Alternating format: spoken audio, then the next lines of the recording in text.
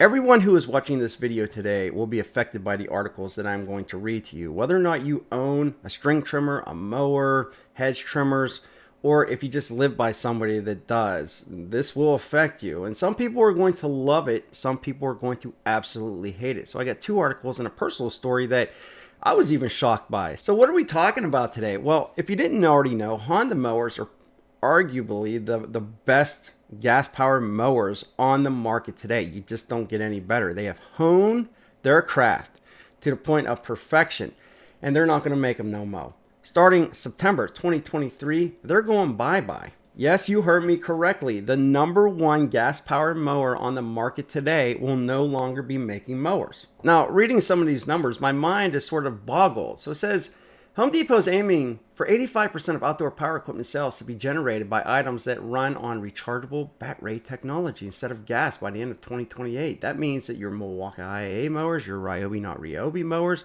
your Makita Gnome, the Waltz, those are going to be the outdoor products that Home Depot will be pushing, and I assume that Lowe's will probably be doing the exact same thing with Ego, Cobalt, and Craftsman. But this was the part of the article that was actually pretty interesting. It says industry data, which I'll be clear, I'm not really sure which studies he's talking about, shows that using a gas-powered mower creates as much air pollution as driving 300 miles in an average car, while running a gas-powered leaf blower for an hour creates the same number of emissions as a 1,100 mile drive. I said to myself, how is that possible? The motors are so much smaller, but then again, you do have technology in a car, such as the catalytic converters and the exhausts and all that, that really cut down on a lot of the carbon monoxide. So maybe that's possible. I'm curious to know what you think. Now, one part of the article I really do agree with. He states by innovating residential lawn equipment away from gas-powered combustible engines, we can help our neighborhoods cleaner and quieter. I agree with the quieter. It's definitely quieter. I mean, you barely hear these things running. All of my neighbors have them now. I use them now.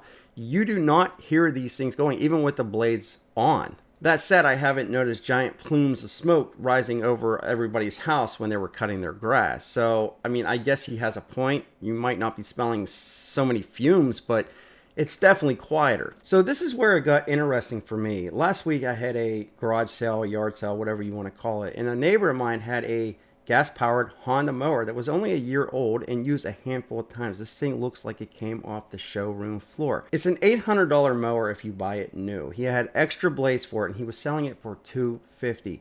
Not one person was interested in that gas-powered Honda mower. As much as they are an excellent mower, as much as they are number one in the market, everybody was asking did I have any electric battery powered mowers. They just didn't want the gas. Now, I truly do believe that there's a plus and a negative when it comes to the battery powered lawn equipment.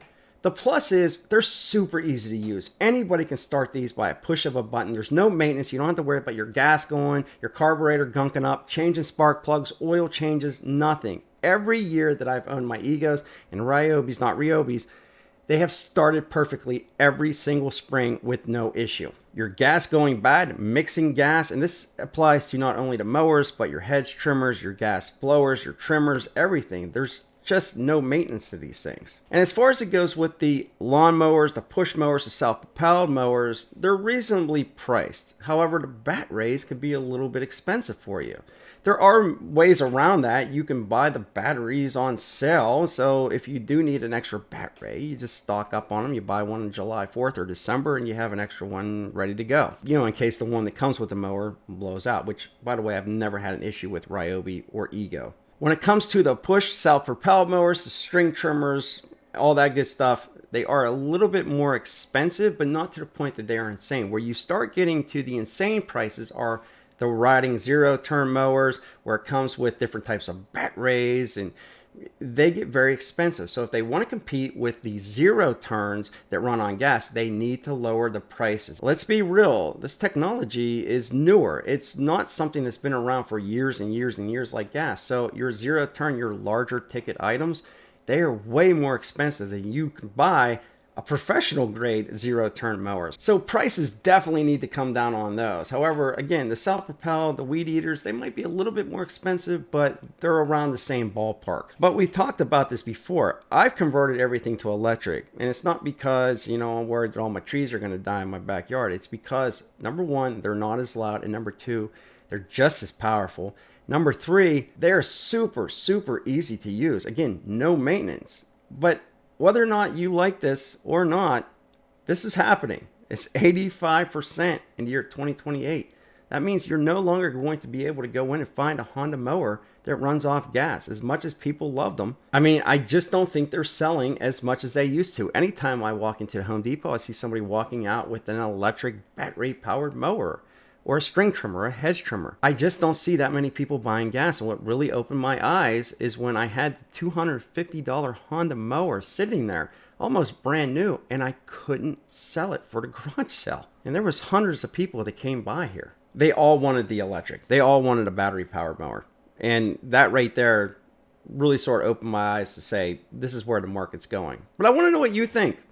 Do you think this is the way that we should be going? Are you happy about this? Are you dissatisfied about this? I really want to hear the feedback. As long as it's, thought out feedback, not just gas sucks or electric sucks. I really want to hear what you think.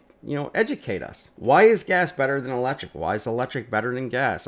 I'm curious to see what you think. Got a couple other videos for you right here, and if you could smash that like button, well, that'd be greatly appreciated. Also, get subscribed, hit that bell notification so you don't miss out on any news articles like this. We'll be back with more videos soon.